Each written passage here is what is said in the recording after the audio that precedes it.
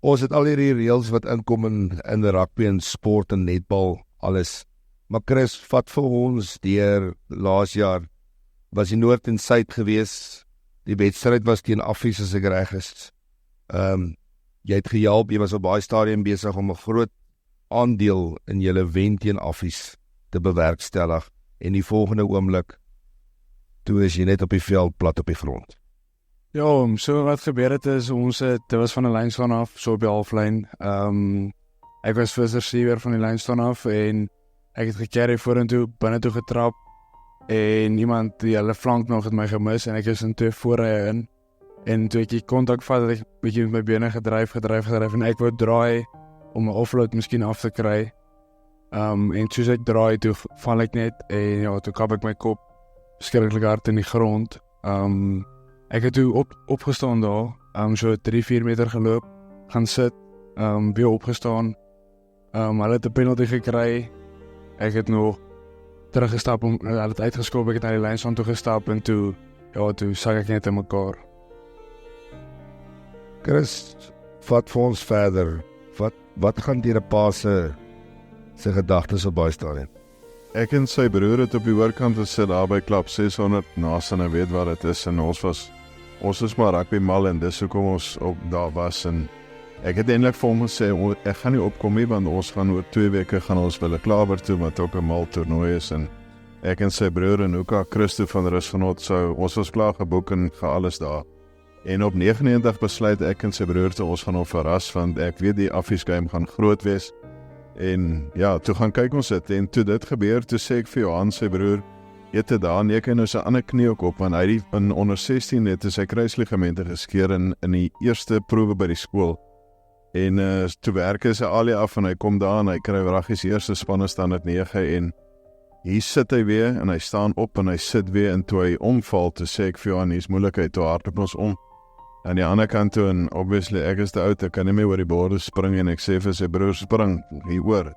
En toe, toe het hy fits gekry daar op die grond, en Dr. Kelbrick is 'n ou hond daar by Noord-Transvaal, en hy het vir hulle gespeel ook, en ons is ook blou hulle. En toe kom hy daar aan, en ons is nou groot vriende, en hy het met sy lig in sy oog, sê nee, hy is alright. En hy loop toe weg, en hy draai om, en hy sê toe nou na die tyd vir my, toe sê iets vir my, kyk net in die ander oog. Toe kyk hy in die ander oog, toe kyk hy een oog vorentoe, en die ander oog kyk soontoe. Toe skree hy daar op die noodhulppersoneel, hy moet in die ambulans kom, en hy moet dadelik by die hospitaal uitkom, is groot moeilikheid. So, wat toe gebeur het, was net 'n absolute nagmerrie van daar af, en ek dink hy so 11 uur die aand toe Dr. Kelbrick, ook al die ander dokters gebel, die neuroloog wat gekom het, en hulle toe, al wat hy vir my gesê het in die parkeerareas, Chris, as ons nie nou gaan opereer, gaan ons hom verloor. En ek het net vir hom gesê, dok, asseblief, whatever jy doen dit, ons kan hom nie verloor nie. En 2 maande nadat ons daar weg is, toe sê hy vir my die aand toe hy ingeskrop het, soos die dokter sê vir die operasie, toe het hy vir homself gesê, die kind gaan dit nie maak nie, want die bloeding op die brein is te erg.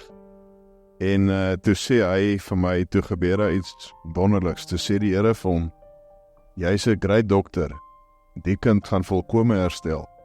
En hy het dit op 'n papier neergeskryf, en hy het nog iets by dit bygeskryf, en hy het dit vir, ek noem hom Boelie, want ek kan hom nie Chris noem nie. Hy was so vet babietjie, dis hoekom hy Boelie is. En so, hy sê ook, as my pa vir my met Chris sê, sal ek my vrek skrik. So, toe hy dit vir ons vertel, toe ons weggegaan het daarbo, en hy is daai nag is hy amper oorlede, en toe ons nou by Noordsuid weer was, want hy wou graag opgegaan het, en net weer vir almal gaan hulle sê het, ons was weer by Dr. Kelbrick, en by die ouens gaan kuier, en vir die sisters gaan hulle sê, en goed, en almal kon nie glo, hy nou lyk hy 20 kilos in 2 weke verloor, van 102 kilos na 80 kilos in 2 weke, en hy was vir 13 dae bewusteloos, en toe hy wakker word daar, toe kon hy nie praat nie, en hy was verlam, en hy het in 'n rolstoel gesit. Ons het die aand gesit in Eila langs sy bed toe in die rehab is, en toe sê ek vir sy ma, sit sy rolstoel die, en sy sê, ja, dis syne, ek sê toe vir jy die nommer gesien, sy sê nee, ek sê is nommer 8, hy het agterman gespeel, en ons, so 2 weke daarna, toe kan hy nou 'n naweek uitgaan, Toe boek ons 'n plek net na buitekant Pretoria in 'n wildreservaat, toe die chalet se nommer is toe nommer 8. En hy kom toe terug Kaap toe en toe kan hy ook nie asemhaal nie, want toe die ventilator sy lugpyp beskadig. Toe hulle daarbo gesê, nee man, hy klink net soos Vader, maar dit gaan regkom. Toe raak dit erger en erger. En ons vat hom toe na 'n dokter-spesialiste hier by Panorama en hy sê vir my as 'n ou se lugvloei minder as 30% is, wanneer dit 70 is, dan opereer hulle. Syne was 29 en hy doen oefeninge. Die dokter het hom so gekyk en gesê, hoe kry jy dit reg? Hy sê, as jou pa was het en nou in 'n rolstoel gesit, want jy kan nie oefen as jy soveel lugvloei het nie. Toe moet hulle sy keel oopsny, die lugpyp regmaak, hulle 3 cm uitgesny die lugpyp waar die ventilator die skade gemaak het. En toe hy in die een kamer ingaan in Panorama, toe sy bednommer nommer 8. So, en dis toe ek een aand mal is daarbo en ek sê, ou versnaakse goed hier, toe sê ek vir myself, maar dit moet iets beteken.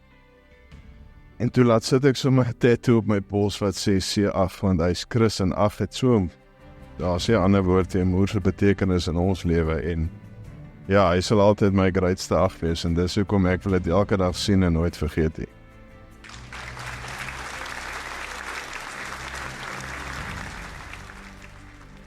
Chris, wat gaan die huis se kop? Ek weet een oomblik is jy's op pad boontoe, die volgende oomblik begin jy eintlik weer leer loop.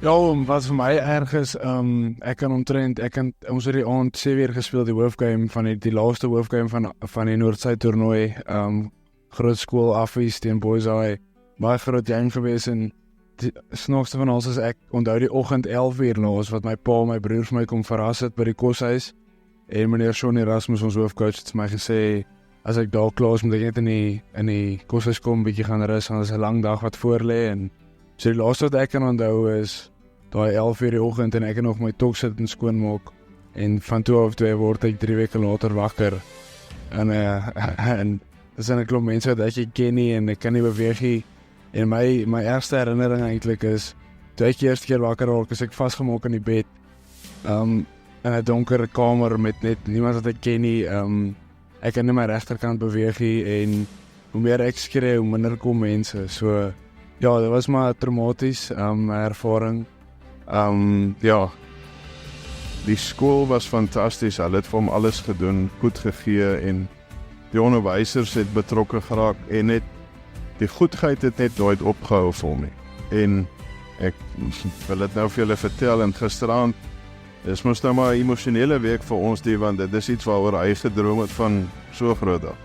Want hy is in die Parel gebore en alles en toe gisteraand toe lê ek in die bed 'n bietjie gatvol. Dis maar kwaad vir alles want dis interskole week en toe bel Shaun vir my en hy sê vir my maar ek het vir Boelie gisteraand met hom gisteraand gepraat en die ou kry swaar en ek wil iets doen en ek sê toe Jesus wat wil jy doen? Hy sê nee maar hy wil hom cap vandag. Ek sê maar jy kan nie dit doen nie. Want dit werk nie so nie. Hy sê vir my hy het mos gespeel verlede jaar. Hy sou gespeel het Saterdag, hy sou kaptein gewees het, hy sou dit gedoen het, so ek wil dit doen en ek het dit klaar gereël met die skool, so hy is die eerste ou aan 156 jaar by Boys High wat gekap word, wat nie speel nie.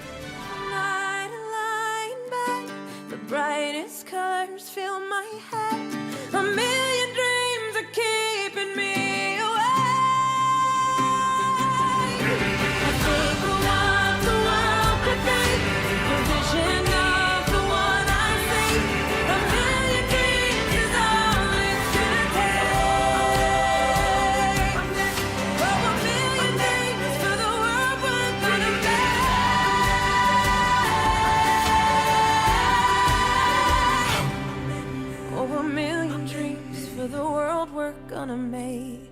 I'm a pool